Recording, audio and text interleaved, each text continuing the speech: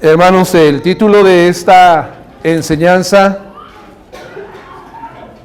es del sufrimiento a la gloria. Repito nuevamente, del sufrimiento a la gloria. Voy a recordar un poquito su memoria. Yo sé que todos han leído, la mayoría, espero que todos, pero si no la mayoría, el libro de los Hechos,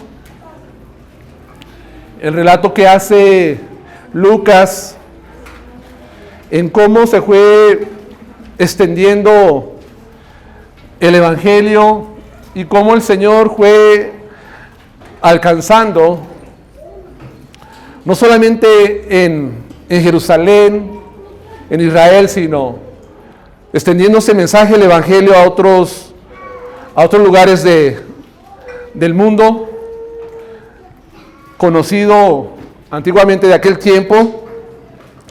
Ustedes recuerdan sobre la predicación también de este Esteban. Esteban es un hombre lleno de gracia y de poder. Él predicaba el Evangelio de una manera poderosa y el Señor confirmaba su predicación con hechos prodigiosos y señales entre el pueblo.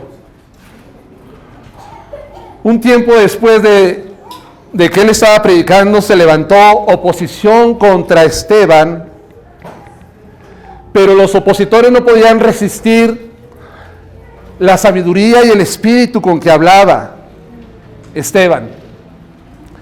Esteban fue víctima de la calumnia, de la mentira, de tal forma que lo prendieron y lo llevaron ante las autoridades religiosas, alegando que él decía que Jesús iba a destruir el templo y cambiar las costumbres que dejó Moisés. Supuestamente, ellos pensaban que Esteban estaba enseñando esto al pueblo y que con esto Esteban estaba atacando la institución del segundo templo en Jerusalén de aquel tiempo. Cuando Esteban es presentado ante el sumo sacerdote le pide una explicación de tal acusación y Esteban comienza a dar una exposición del Antiguo Testamento para, a través de todo del Antiguo Testamento, llevarlos a Cristo. Pero Esteban, en medio de su mensaje, también los acusa y les empieza a decir que ellos todo el tiempo están resistiendo al Espíritu Santo por la dureza de su corazón. A todos los que estaban allí reunidos en ese momento. Al escuchar tales acusaciones, de decirles que ellos siempre están resistiendo al Espíritu Santo, la reacción de los líderes religiosos es que empezaron a crujir los dientes contra Esteban porque no podían soportar tales acusaciones. Y esas acusaciones no eran algo que no tuvieran fundamento, sino que Esteban sabía lo que estaba diciendo. Se llenaron de ira contra Esteban y finalmente Esteban fue llevado fuera de la ciudad para ser apedreado. Y mientras él era apedreado, muerto supuestamente por blasfemia, dice el relato de Lucas, en capítulo 7, que Esteban encomendaba su espíritu a Dios. Esteban es el primero de miles de cristianos que sufrieron por causa de su fe en Jesús. A través de la historia, los discípulos de Cristo han pasado por la experiencia del sufrimiento, del dolor, de la muerte, a través de la historia. Tertuliano es un padre apostólico del segundo siglo. Ha dejado un relato histórico de la costumbre romana de culpar a los cristianos por todas las calamidades posibles. La costumbre romana era la siguiente: si el Tíber sale de sus límites, si el Nilo no riega los campos, si las nubes dejan de llover, si hay temblores, si hay hambres, si hay tempestades, el pueblo grita: echad a los cristianos a los leones.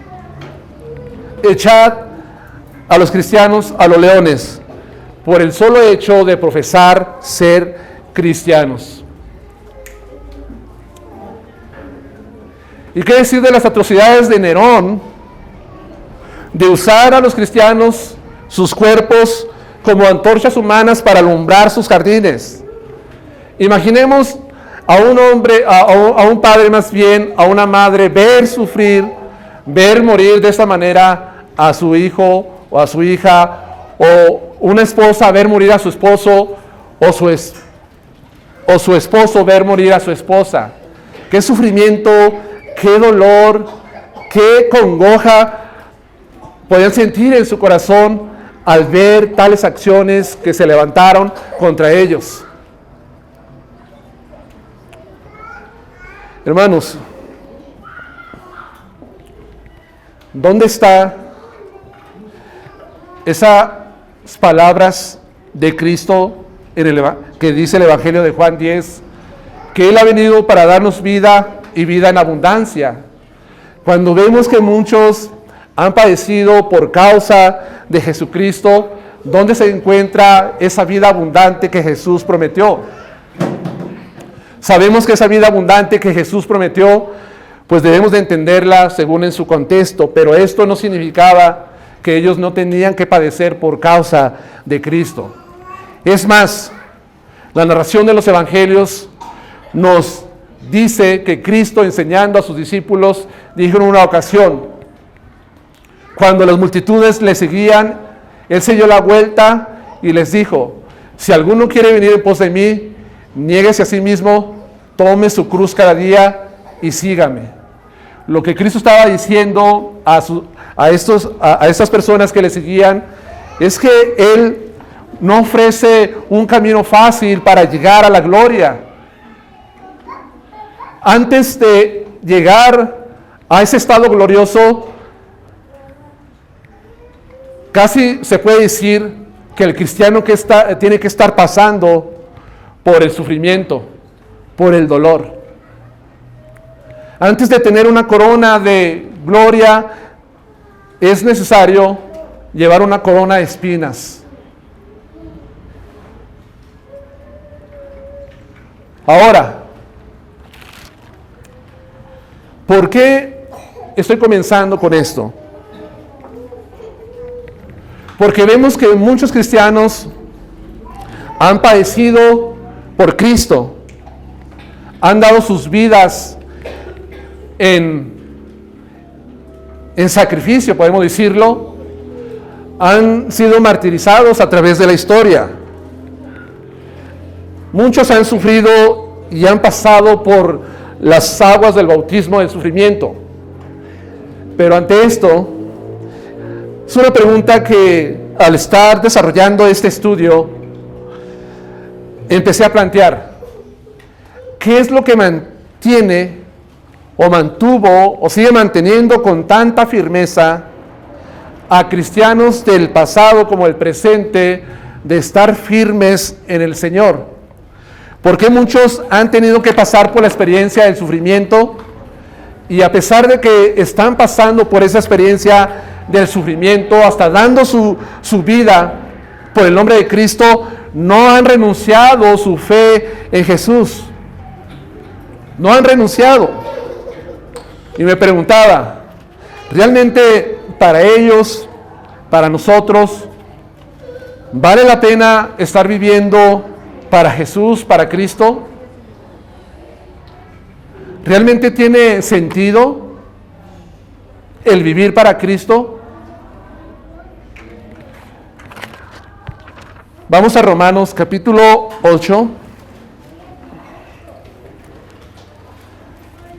versículo 17 al 25. Dice Romanos capítulo 8, versículo 17 al 25. Y si hijos, también herederos, herederos de Dios y coherederos con Cristo, si es que padecemos juntamente con Él, para que juntamente con Él seamos glorificados. Pues tengo por cierto que las aflicciones del tiempo presente no son comparables con la gloria venidera que en nosotros ha de manifestarse. Porque el anhelo ardiente de la creación es aguardar la manifestación de los hijos de Dios. Porque la creación fue sujetada a vanidad, no por su propia voluntad, sino por causa de aquel que la sujetó en esperanza. Porque también la creación misma será libertada de la esclavitud de corrupción a la libertad gloriosa de los hijos de Dios.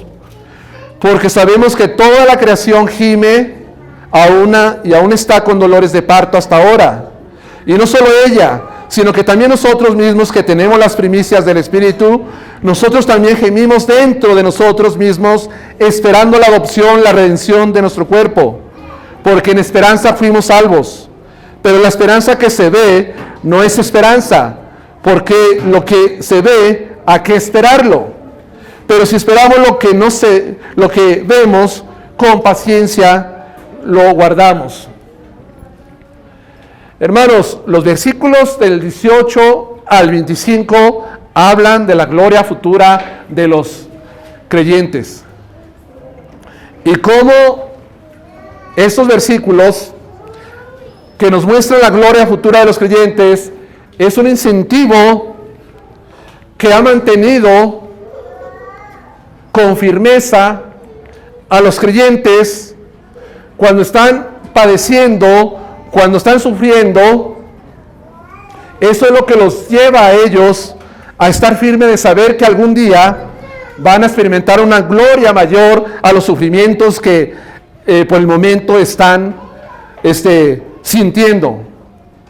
Pero para entender que ellos basan su firmeza, su solidez en esa gloria futura, es necesario que nosotros pongamos el versículo 17 en perspectiva, porque el versículo 17 es el contexto también de lo que viene más adelante. No podemos sacar un texto y aislarlo de lo que viene atrás y de lo que viene adelante. Tenemos que ver todo el contexto de lo que está escribiendo, en este caso el apóstol Pablo. Este pasaje dice que nosotros somos herederos en Cristo y coherederos con Cristo, si es que padecemos juntamente con Él, para que juntamente seamos glorificados. Si tan solo el pasaje dijera que somos herederos de Dios y coherederos con Cristo, para que juntamente seamos glorificados, qué bueno sería. Todo estaría perfecto allí. Qué bien que hay una herencia que voy a recibir de parte de Dios juntamente con Cristo, y voy a ser también glorificado al lado de Cristo. Qué bien eso sería para nosotros. Hermanos, esta es una verdad, claro, por supuesto, pero no debemos de pasar por alto lo que dice en estas palabras: si es que padecemos juntamente con Él.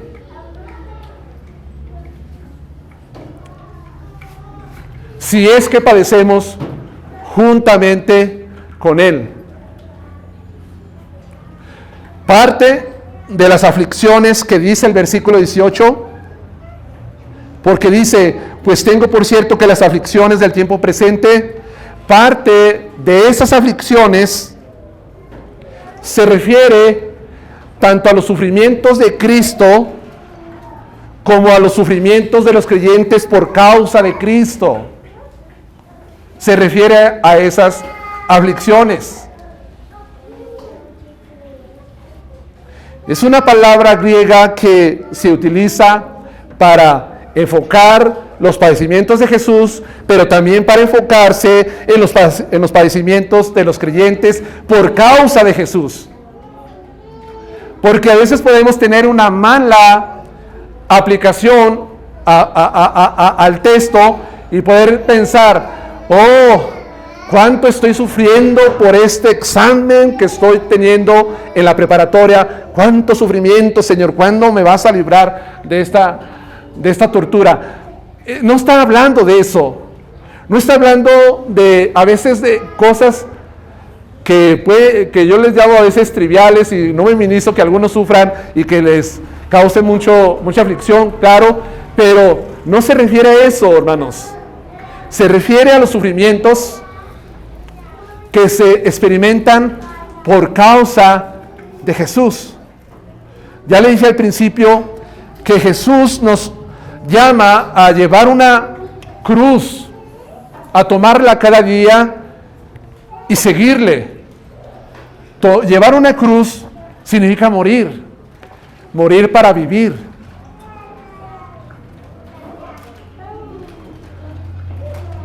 Ahora, la Escritura, el mismo apóstol Pablo ha escrito a Timoteo, su discípulo, escribiéndole una carta pastoral en la segunda de Timoteo capítulo 3, versículo 12. Él escribiendo sobre la conducta o la mentalidad, la degradación de la conducta del ser humano en el capítulo 3, segunda Timoteo capítulo 3, versículo 12. Después de escribir esto, dice en el versículo 12, y también todos los que quieren vivir piadosamente en Cristo Jesús padecerán persecución. Todos los que quieren vivir piadosamente en Cristo van a sufrir por causa de su nombre. Van a padecer persecución. Me gustó mucho cómo un maestro de la Escritura habla sobre este punto y dice lo siguiente: asumir una posición firme y bíblica por Cristo lleva implícita la garantía de algún tipo de oposición, aflicción, rechazo por parte del mundo. Lo repito, asumir una posición firme y bíblica por Cristo lleva implícito la garantía de algún tipo de oposición, aflicción o rechazo por parte del mundo. Pensemos en estos cristianos romanos. ¿Por qué el apóstol Pedro les escribe esto? De que si padecen juntamente con Cristo, juntamente con Él van a ser glorificados.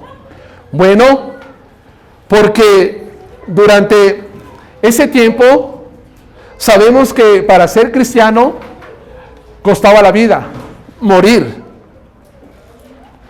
En ese tiempo, cuando Pablo escribe a la iglesia de Roma, imperaba el culto al emperador romano, una devoción al César, ya sea por fuerza o voluntariamente. Existía la adoración al César. El César se había autoproclamado como un dios aquí en la tierra. Entonces, cuando los creyentes asumían una posición firme y bíblica en cuanto a adorar a Dios, únicamente a Dios, inevitablemente, hermanos, se levantaba la persecución contra ellos. A los cristianos se les acusaba de subversivos, de alteración social entre el pueblo, de escandalosos, de querer cambiar las costumbres del imperio. Se les acusó de muchas formas. No era fácil en aquel entonces presentarse ante las autoridades y decir: ¿vas a adorar al César? ¿Vas a rendirle adoración? ¿O vas a adorar a tu Cristo, a ese Galileo que murió crucificado por el imperio? Si ellos decían: voy a adorar al Galileo que murió en una cruz para salvarme, ¿qué pasaba? Eran castigados, algunos tuvieron que morir, otros los mandaban a las minas, como en el caso del apóstol Juan, para trabajar duramente y así morir. Era algo que era muy difícil para aquel entonces ser cristiano, pero se mantenían con esa firmeza. No importaba que se levantara pues la oposición o el rechazo, la aflicción por parte del mundo. No importaba eso. Ellos se mantuvieron firmes y tenemos el testimonio histórico de cómo no les importaba ir al Coliseo Romano y morir y ser tragados, despedazados por las bestias feroces, leones o tigres. Ellos seguían firmes, padeciendo por Cristo Jesús. Pensamos ahora, no estamos nosotros en una situación semejante a la de los primeros cristianos. No vemos que hay una persecución contra nosotros. No nos están persiguiendo y entrando las autoridades o las gentes de casa en casa para ver si somos cristianos. No estamos huyendo a otros lugares para salvar nuestras vidas. No estamos en esa situación. Obviamente hay algunos hermanos en el mundo, en algunas partes del mundo que están pasando por esta situación también. Pero pensemos un poco en cuanto a la posición firme y bíblica que debemos de asumir nosotros como cristianos en este tiempo. Pensemos un poco. Por ejemplo, pensemos en un joven cristiano que está en la preparatoria, que está en la universidad o está en la secundaria. Pensemos un poco en eso. Si este joven quiere asumir una posición firme y bíblica en cuanto a varios temas que este mundo en este tiempo está, se puede decir ideologías, filosofías que están saliendo en este mundo y que nos las quieren imponer a la fuerza. Si un joven dice, por ejemplo, están las personas que están dando talleres de educación sexual en la preparatoria, la universidad, donde pensemos, y están hablando en cuanto al aborto, y empiezan a decir que no pasa nada si las mujeres abortan, que se les debe legalizar este derecho a abortar, etcétera, etcétera. Y un joven dice, no estoy de acuerdo con eso. No estoy de acuerdo. Yo como cristiano asumo una posición firme y bíblica de que la vida es sagrada delante de Dios y que ese bebé que va a ser abortado está hecho a la imagen de Dios y que tiene una gran estima a los ojos de Dios la vida de ese bebé. No estoy de acuerdo con lo que usted está diciendo, señora o señor. Si un joven hace eso, ¿qué va a pasar? Si tiene esa osadía, esa firmeza, va a levantar oposición, va a levantar rechazo de parte de sus compañeros. Pero muchas veces, por no querer padecer por nombre de Cristo, mejor me callo, no digo nada.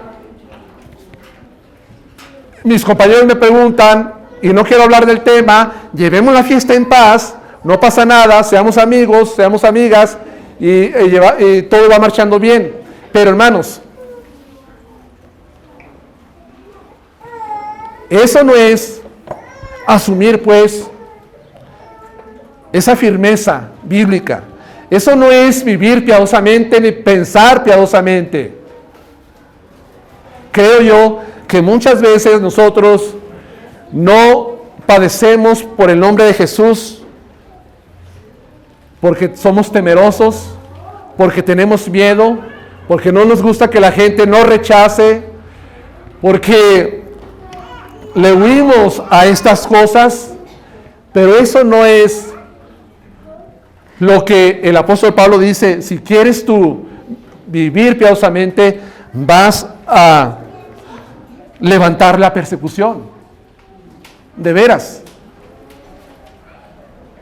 Y solamente estoy poniendo un ejemplo, porque podemos hablar de muchas cosas más. Se puede decir que el extremo de padecer por causa de Cristo, algo muy extremoso, es perder la vida. Pero lo menos extremoso es ser perseguido, que se burlen de mí, que me critiquen, que me rechacen por asumir esa firmeza bíblica y vivir de una manera piadosa en medio de las personas. Ahora, entonces, cuando alguien padece, cuando una mujer padece con su marido por causa de Cristo, o un hijo, o viceversa, otra vez quiero volver a la pregunta: ¿qué es? Y creo que ya se ha contestado. Lo que los mantiene con esa firmeza, indudablemente, es la gloria futura que les espera. De veras, hermanos, es la gloria futura que les espera. Las aflicciones que padecemos por causa de Jesús no son comparables, dice el versículo 18, con aquella gloria que ha de manifestarse. No son comparables.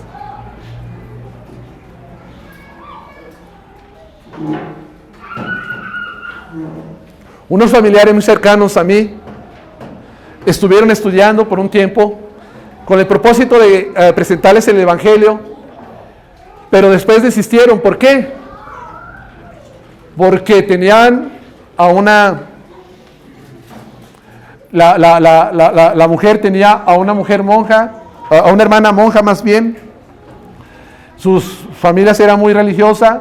¿Y qué dice? ¿Sabes qué? Ya no quiero yo seguir con esto, porque si yo continúo así, estudiando, a mí me van a hacer un lado mi familia. Y no quiero que mi familia me haga un lado. No quiero que los demás me ignoren, que me rechacen. Así que gracias y buenas tardes. No es así, hermanos. En los creyentes, lo que los va a motivar para continuar adelante es ver esa gloria que va a ser revelada pues a los hijos de Dios en el futuro. Hay una gloria mucho mayor que los sufrimientos que padecemos como cristianos, la verdad. Voy a presentar 3 cosas en esta tarde. La creación gime en espera de nuestra glorificación. Es lo primero que vamos a ver en los versículos siguientes. Después vamos a ver como punto número 2 los gemidos de los creyentes esperando su glorificación. Y como punto número 3 vamos a ver que el creyente debe mostrar una actitud de esperanza y paciencia antes de pasar del sufrimiento a la glorificación. Eso lo vamos a ver en esta tarde. Ahora, veamos el primer punto, pues, si nos espera una gloria mayor que los sufrimientos que podemos padecer por Cristo en esta vida.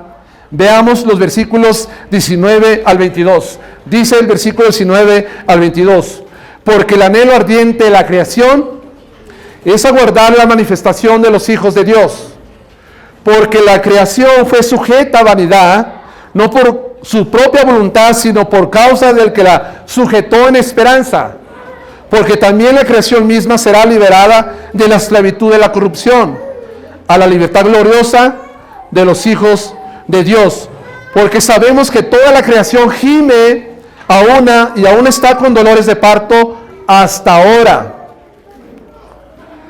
Parte de lo que Pablo menciona en estos versículos es cómo la creación misma está en espera cuando la gloria del hombre sea restaurada por la intervención divina. El mundo natural también será restaurado. Por creación nos estamos refiriendo al mundo natural, a las cosas creadas. Esta creación, según el apóstol Pablo, dice que está en una expectativa, está en una espera a que los hijos de Dios sean glorificados, sean restaurados por la mano de Dios, y así también la creación llegar a ser restaurada, según el apóstol Pablo. Dice el verso 19 Porque el anhelo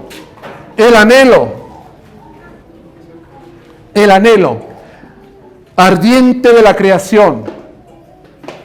Aquí usa que la creación está anhelando.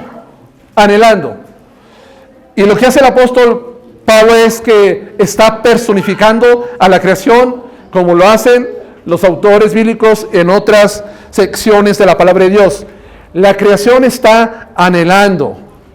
Y eso de anhelar es que esta creación está en una espera intensa, es un anhelo deseoso que tiene la creación, como alguien que estira la cabeza y está esperando a que se presente alguien que viene de lejos. Está asomándose la creación. Pues lo podemos entender muy claramente con un ejemplo aquí. Cuando se casan, ¿verdad? Se van a casar los novios. Aquí se tiene por costumbre que primero tiene que llegar el novio, pues al lugar donde va a ser el casamiento, en la iglesia, en un templo. Y después tiene que llegar la novia mucho después, que el hombre está desesperado pensando que tal vez ya se arrepintió o no, pero el novio está en la expectativa de que llegue. Y me ha tocado ver a veces que el novio está viendo el reloj, se está asomando, está alzando el cuello a ver si ya viene, ¿verdad? Porque está esperando a la novia. Bueno, de manera similar, la creación está esperando, está anhelando, está con ese deseo para que los hijos de Dios sean glorificados y también ella sea restaurada. Esto es lo que nos enseña. Ahora también dice que está aguardando, en el versículo 19, aguardando la manifestación. Eso significa que está con ansias, pero a la vez está con paciencia la creación. Con una ansia y una paciencia a la vez. Y en el versículo 22 dice Pablo que la creación gime. La creación gime. ¿Y qué significa esto de gemir? Es experimentar algo como una calamidad común, pero vamos a entenderlo más claramente. Esto de gemir es un gemido, es una expresión audible por experimentar un dolor físico, emocional o espiritual. Es un gemido que se escucha de una manera audible, no son palabras por supuesto, pero esto viene después de experimentar un dolor físico, emocional o espiritual. Estos gemidos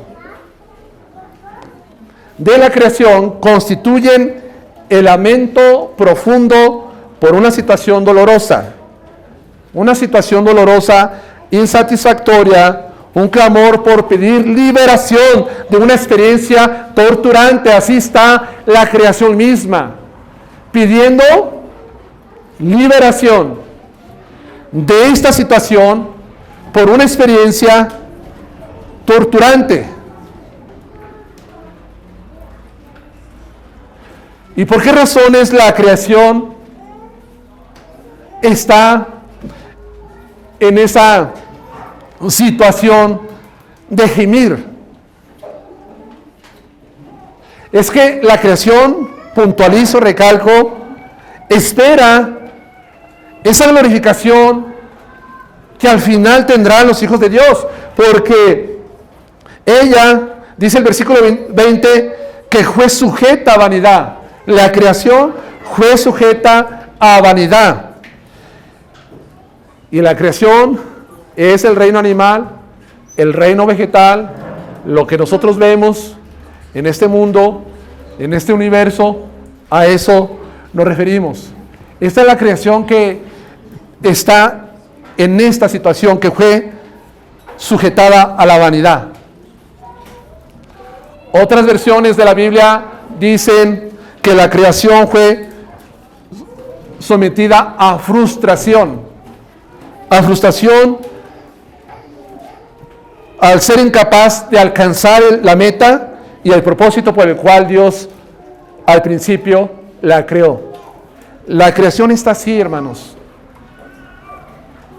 No es la humanidad la que está gimiendo en general, porque nosotros no vemos que los hombres inicuos están gimiendo para ser libertados de esto. No, se refiere a la creación en su aspecto físico, como lo he dicho. Ahora, la creación está frustrada, Fernando, porque no puede alcanzar esa meta y ese propósito por el cual ha sido creada. ¿Cuándo pasó eso, hermanos? El Génesis capítulo 3, versículo 17 al 19, es el relato de Moisés. Dice que cuando el hombre pecó, Dios trajo ciertas maldiciones, castigos para el hombre, pero también para la creación. El versículo 17 dice, y al hombre dijo, por cuanto obedeciste la voz de tu mujer y comiste del árbol que te mandé diciendo, no comerás de él, maldita será la tierra por tu causa. Con dolor comerás de ella todos los días de tu vida. Espinos y cardos te producirá y comerás plantas del campo. Con el sudor de tu rostro comerás el pan hasta que vuelvas a la tierra, porque de ella fuiste tomado, pues polvo eres y polvo volverás. Allí la tierra fue maldecida. Al principio, el plan de Dios no era que la tierra produjera espinos y cardos. No.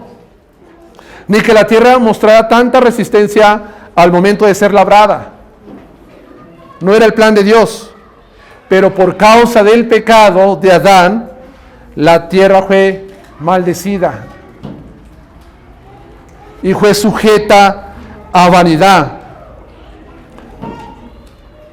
No por su propia voluntad, sino por causa de aquel que la sujetó en esperanza.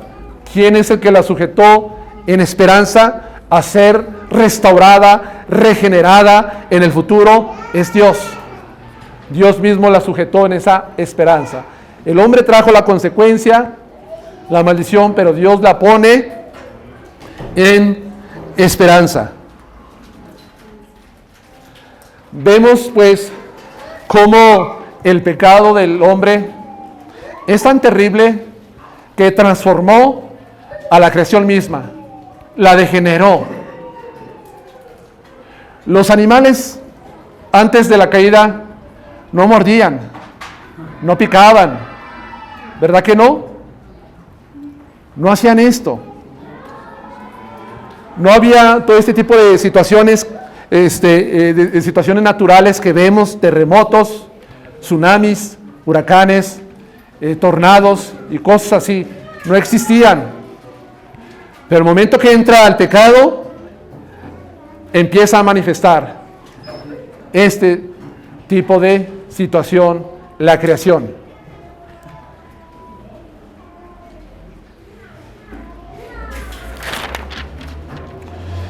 Y no solamente la creación está así sujeta a vanidad, frustrada por no cumplir el propósito por el cual Dios la creó, sino que también dice el versículo 21 que está esclavizada a la corrupción.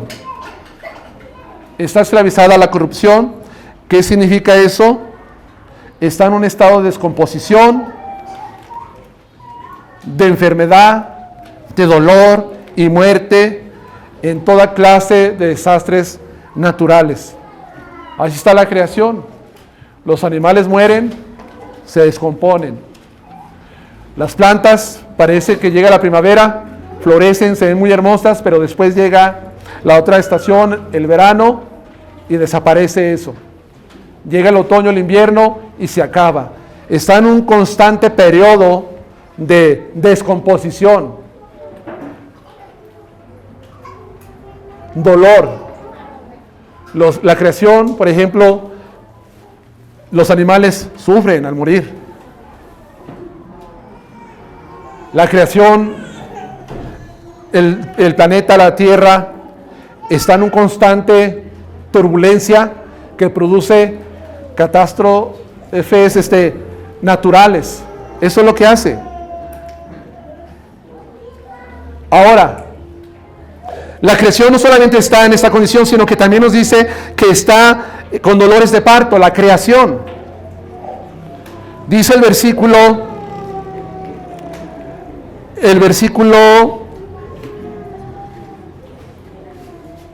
22. Porque sabemos que toda la creación gime y aún está con dolores de parto.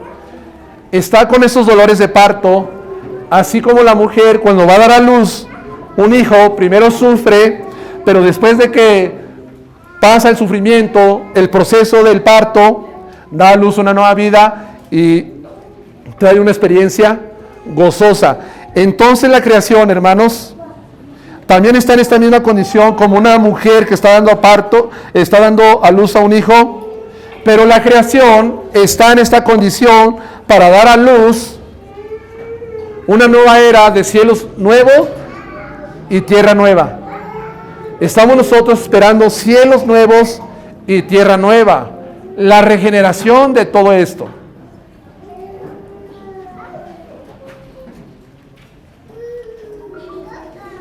Ahora, Isaías 65:17 dice que Dios va a crear cielos nuevos y tierra nueva. Apocalipsis 21, versículo 1 dice que Dios va a crear cielo nuevo y tierra nueva. Y en esa nueva era de la creación, ¿cómo va a ser la vida en ese periodo, Jaime?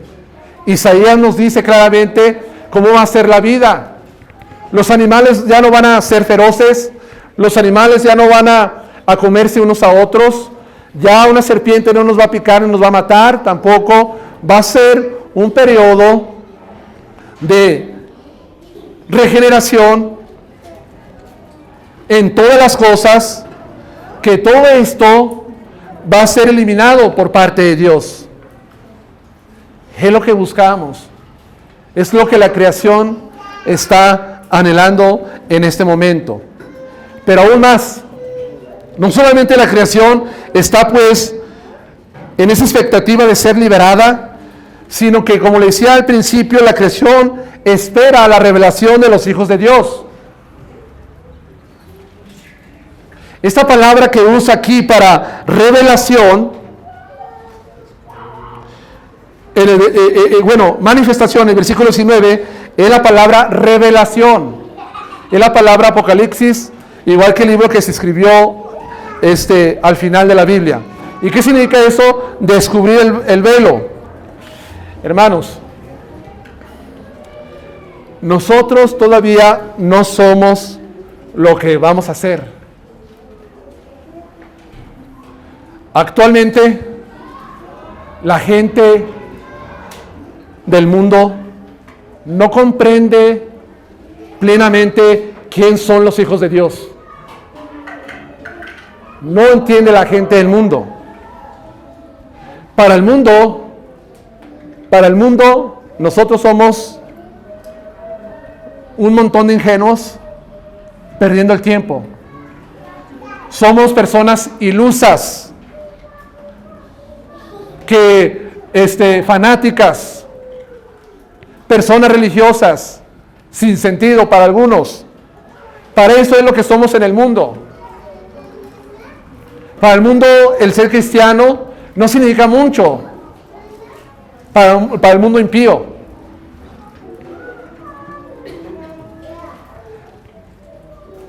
Pero en aquel día, en verdad verán la creación, el mundo sabrá cuál es en verdad la verdadera gloria que les espera a los hijos de Dios. Por eso el mundo trata a los creyentes en muchas ocasiones, en muchos lugares, de una manera cruel, de una manera despiadada, pero también con un rechazo hacia los hijos de Dios. Eso es lo que pasa. Para el mundo lo más importante aquí actualmente, ¿qué será, Oscar? No, pues tú no eres nadie si eres cristiano, solamente si te dedicas a vivir para Cristo, si dedicas tu vida a Cristo, si das tus fuerzas, tu energía, tu corazón a Cristo, tú no eres nadie. Tú deberías de ser otra cosa, deberías de ser próspero, tener cosas materiales, de ser una persona sobresaliente en este mundo, de ser alguien reconocido, tener poder, tener autoridad, tener posición. Eso es lo que el mundo busca, para dar reconocimiento. Pero sin embargo, el Hijo de Dios, el Hijo verdadero, no estoy diciendo que no se pueda buscar y que Dios quiera dar estas cosas, pero el Hijo de Dios no busca eso. El Hijo de Dios está buscando esa manifestación gloriosa, donde realmente se dará cuenta quién es en verdad aquel que ha sido alcanzado por el Señor. Eso es lo que se busca. Hermanos, es una revelación que se espera para nosotros los hijos de Dios, como dice Daniel 12:3, que los entendidos van a brillar como las estrellas. Eso lo dice la palabra de Dios. Van a brillar, van a ser relucientes como un astro en el firmamento. Así va a ser la gloria de los hijos de Dios. Aunque muchas veces por aquí tiene que atravesar por un valle de lágrimas,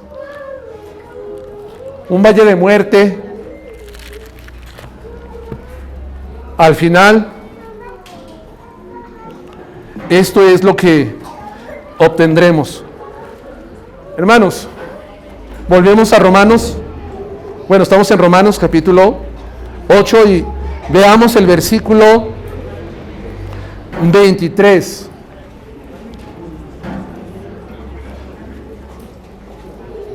Dice el versículo 23 para hablar sobre que no solamente la creación gime, sino que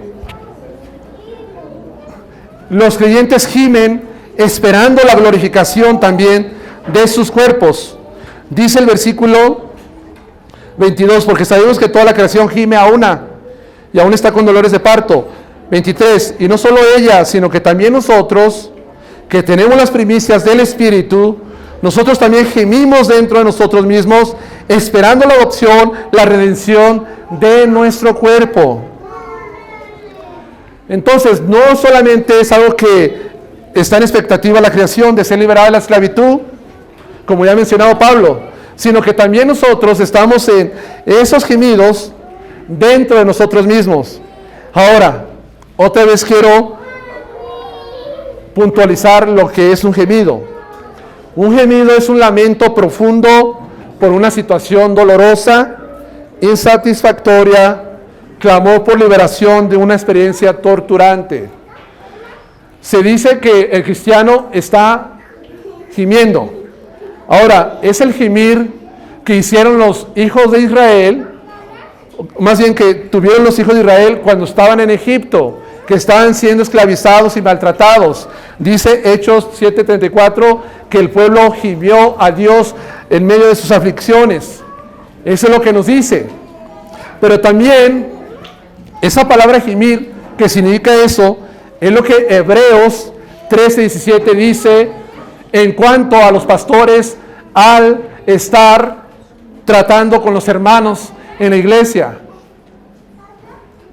Cuando dice que no se quejen, sino que lo hagan de una manera gozosa, esa palabra quejar es la misma que aparece aquí, gemir. Gemir.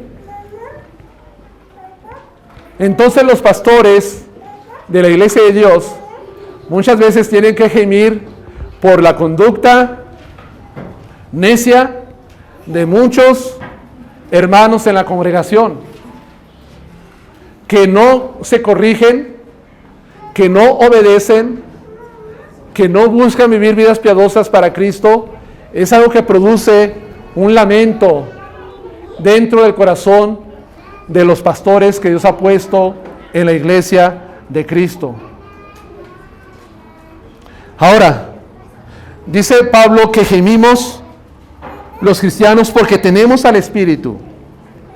Porque tenemos al Espíritu Santo en nosotros. Nosotros ya tenemos al Espíritu Santo cuando creímos en Cristo. El Espíritu Santo viene a morar en nuestras vidas. El Espíritu Santo nos sella. El Espíritu Santo nos bautiza. El Espíritu Santo nos regenera. El Espíritu Santo también nos llena. La llenura del Espíritu Santo. El Espíritu Santo ya está en la vida de un creyente verdadero. De un creyente verdadero está el Espíritu Santo.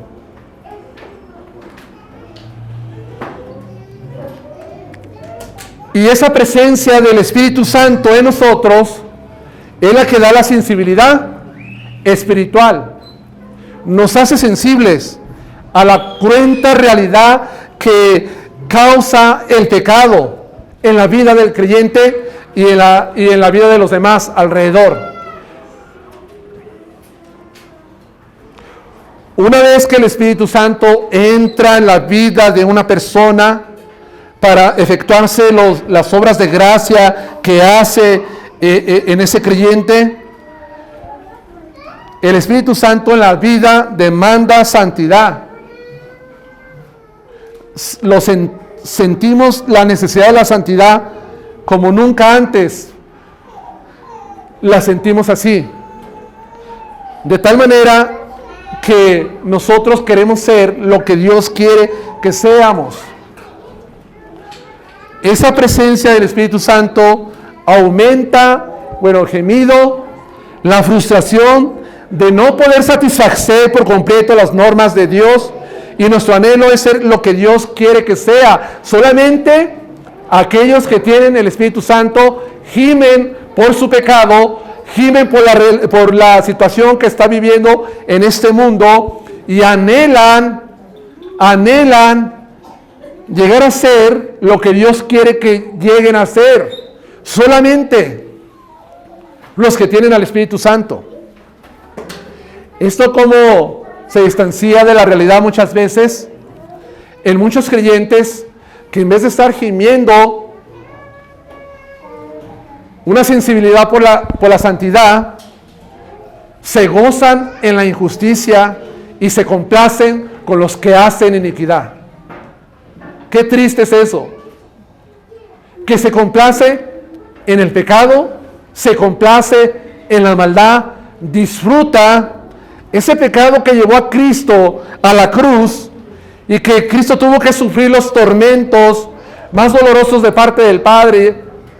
Ese pecado muchas veces es el que con el cual nos estamos complaciendo y no estamos haciendo lo que dice aquí la palabra de Dios, gimiendo, frustrado, diciendo: ¿cómo es posible que otra vez volví a caer en este pecado? ¿Cuándo voy a ser libertado de esta situación tan dolorosa? El pecado me causa dolor, me causa frustración, me lastima a mí, ofende a Dios, ofende a los demás. ¿Hasta cuándo? No quisiera seguir más en esta situación. Ese es el gemir de un creyente que se hace sensible, que anhela la santidad, que quiere buscar ser lo que Dios quiere que sea. Eso lo hace.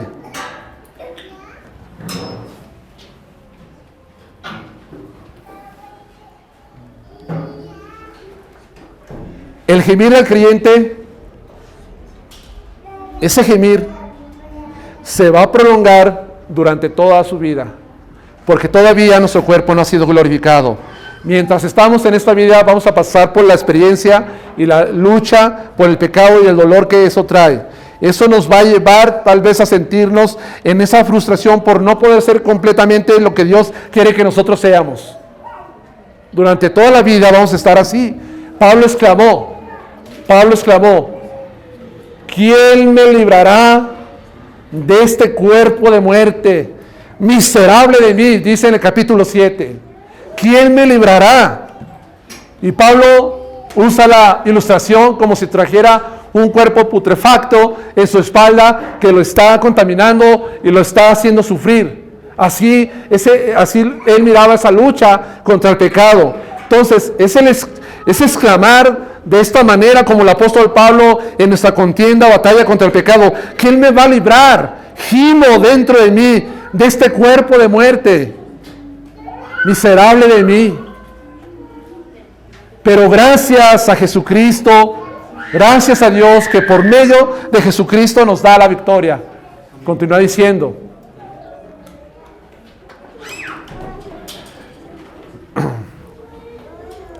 el gemir del cristiano es también por expectativa, no solamente de ser liberado de esa lucha contra el pecado, sino que también está en la expectativa de alcanzar la glorificación de su cuerpo.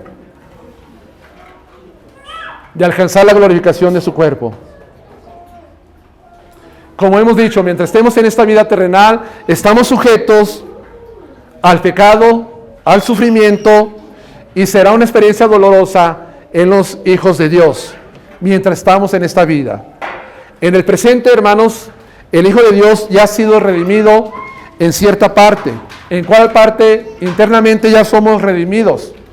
Ya somos nueva criatura en Cristo. De modo que si alguno está en Cristo, es nueva criatura.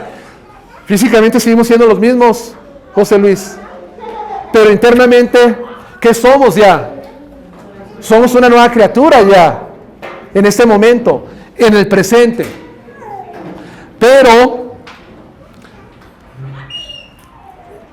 en el futuro está la expectativa de que esta morada terrestre, este cuerpo, se cubra de inmortalidad y corrupción. En cierta parte tiene como dos facetas la redención. Primero internamente, y en el futuro a través de la glorificación del cuerpo. El cuerpo del creyente será semejante al cuerpo de Cristo. Dice el versículo 23: gemimos dentro de nosotros mismos esperando la adopción, la redención de nuestro cuerpo. Y dice Filipenses 3, versículo 21: el cual transformará este cuerpo de la humillación nuestra a la semejanza del cuerpo de Cristo. Nosotros esperamos un cuerpo glorificado. Ahorita este cuerpo sufre, este cuerpo se envejece, este cuerpo se cansa, este cuerpo muere actualmente, pero esperamos un cuerpo glorificado a semejanza de Cristo. Hermanos, muchos quieren alcanzar el estándar de tener un supercuerpo muy atlético y invierten tantas horas de gimnasio, de suplementos, de muchas cosas, porque están buscando alcanzar un estándar del cuerpo como nos lo proyectan las revistas, el cine, la televisión. Oh, yo quisiera alcanzar este cuerpo como lo tiene este artista, como lo tiene esta mujer. Yo quisiera también tenerlo. Pero ese cuerpo, el mejor cuerpo que podamos tener aquí en este mundo, es un cuerpo que perece. Es un cuerpo que se va a corromper. Que cuando muera, los gusanos lo van a comer. Ese cuerpo que muchos quieren alcanzar en este mundo, no tiene comparación alguna con el cuerpo glorificado de Cristo. No tiene. No estoy diciendo que no hagamos ejercicio, no estoy diciendo que no nos alimentemos bien, no estoy diciendo que no nos pongamos tinte en el cabello para cubrir las canas, no estoy diciendo que no hagamos eso. Lo podemos hacer, claro, pero no estamos nosotros esperando un cuerpo así. Estamos esperando un cuerpo mucho mejor a semejanza de Cristo.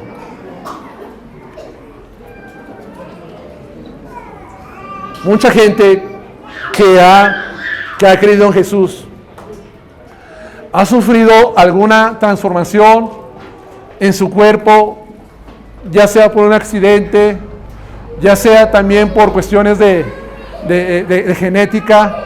Muchos han nacido con algunas anomalías en su cuerpo. Pero ¿qué pasa? ¿Qué pasa cuando venga este tiempo? Nuestro cuerpo va a ser perfecto. Ahora, el cuerpo que muchos creyentes tienen, que padece ciertas afecciones, enfermedades, va a desaparecer por completo. Va a desaparecer.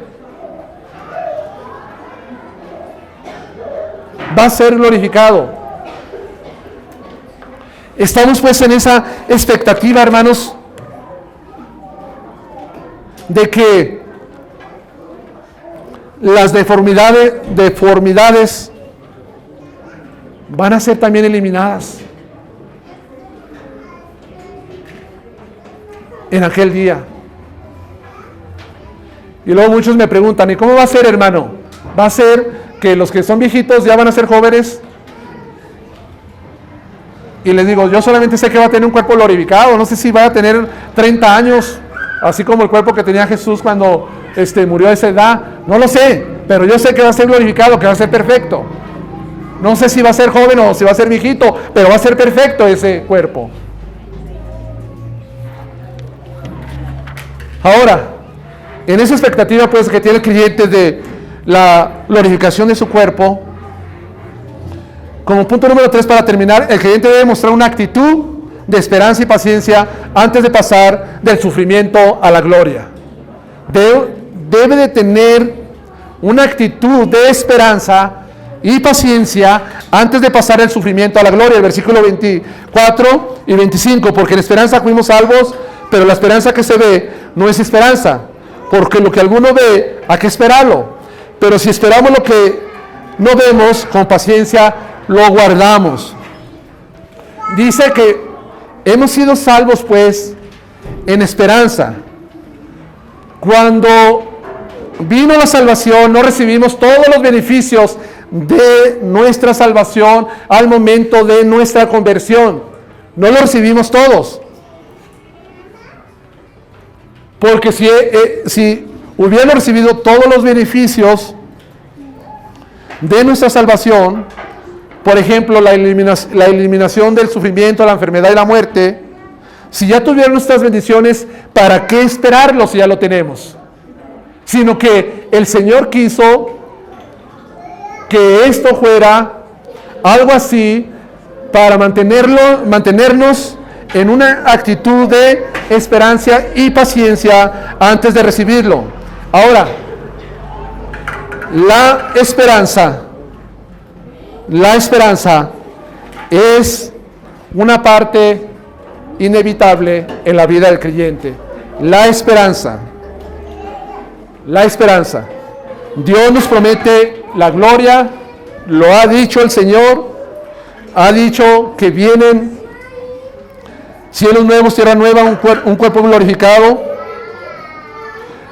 Todavía no hemos saboreado ni siquiera lo que significa eso, pero tenemos que tener esperanza.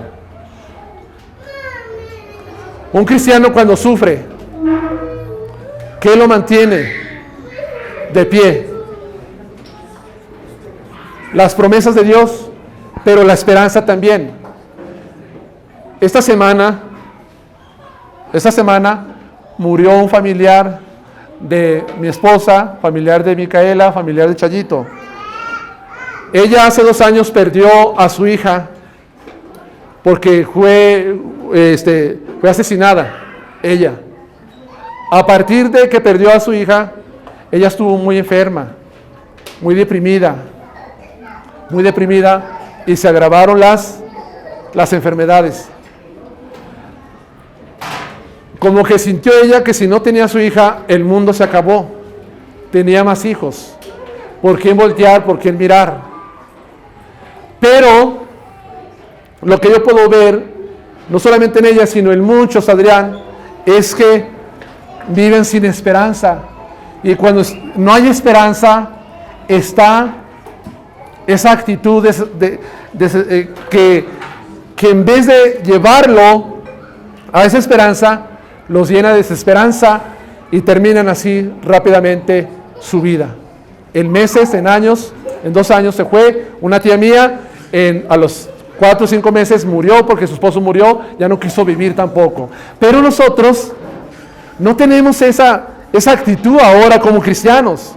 Nosotros tenemos una actitud de esperanza y de paciencia. La idea de esperar, que dice el versículo 24,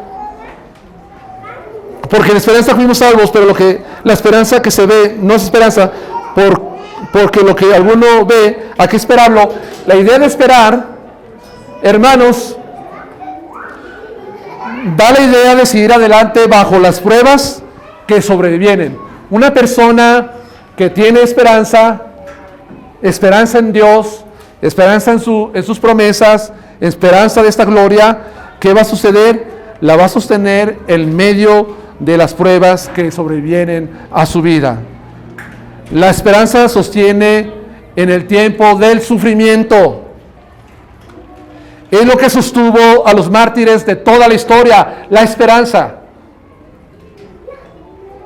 Cuando los mártires murieron de esa forma, como antorchas humanas, llevadas al Coliseo, algunos de otras maneras, por ejemplo, que sus cuerpos fueron despedazados, ellos tenían la esperanza que aunque su cuerpo fuera despedazado, algún día, en algún futuro, Dios iba a reunir nuevamente su cuerpo y lo iba a glorificar, iba a vivir por la eternidad juntamente con Cristo, experimentando esa gloria, pero con un cuerpo mucho mejor al que estaba ofreciendo en ese momento.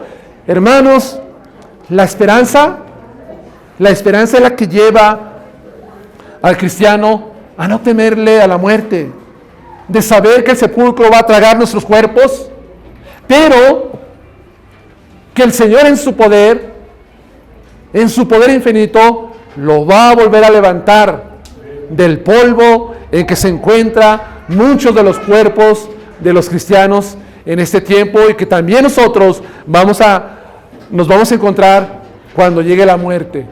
Esa es esperanza, hermanos, que el sepulcro no puede contener, que el sepulcro no pudo contener a Cristo, que el sepulcro no va a poder contener nuestros cuerpos. Eso es la esperanza que nos sostiene, de que vamos a estar en el futuro reinando juntamente con Cristo, si es que padecemos juntamente con Él. Eso es lo que dice la Escritura. Esperanza que nos sostiene, pues, en medio de la prueba y del sufrimiento. Es la esperanza viva, que no se basa en un hecho mitológico, sino se basa en un hecho histórico de la resurrección del Señor Jesús y de las promesas de Dios.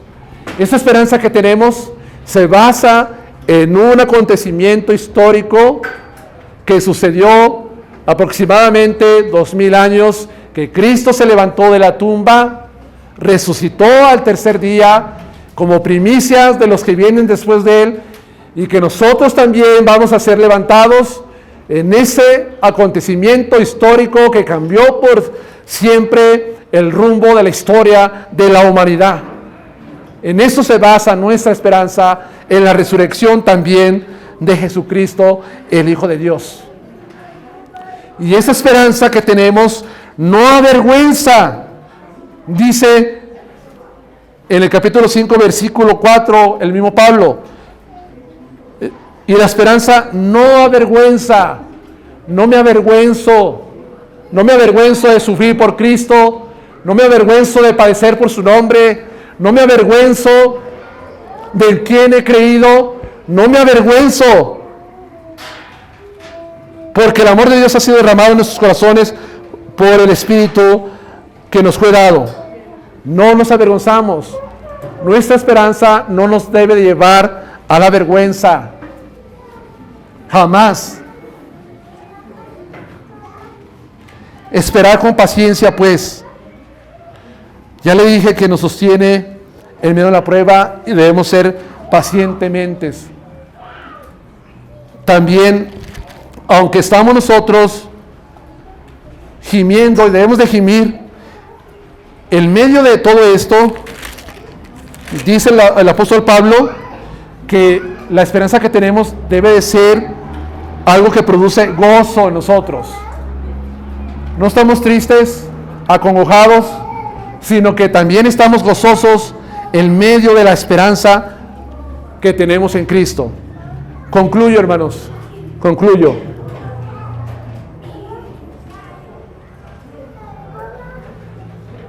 ¿Por qué no sufrimos por Cristo?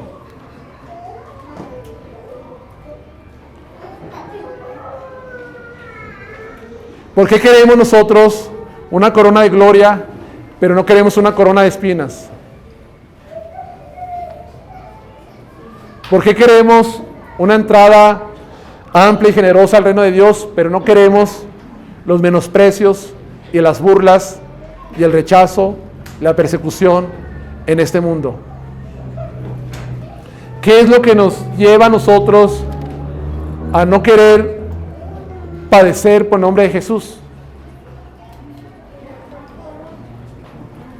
Porque si he invitado a algunos al evangelismo, hay algunos pocos que se han acercado. ¿Será porque no quieren padecer por nombre de Cristo? Porque predicando el evangelio muchas veces es allí donde se padece afrenta por el nombre de Jesús. Si no hablo, si no predico, si nadie sabe que soy cristiano, ¿qué padecimiento? ¿Qué diferencia hay? No hay ninguna. Con los impíos.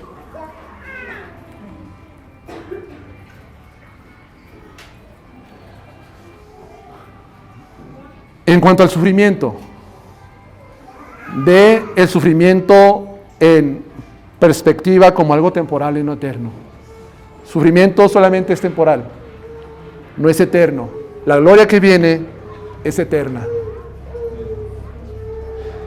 Mientras estás en este cuerpo, gime por causa del pecado en tu vida, la corrupción del mundo y todo el dolor que hay en esta tierra.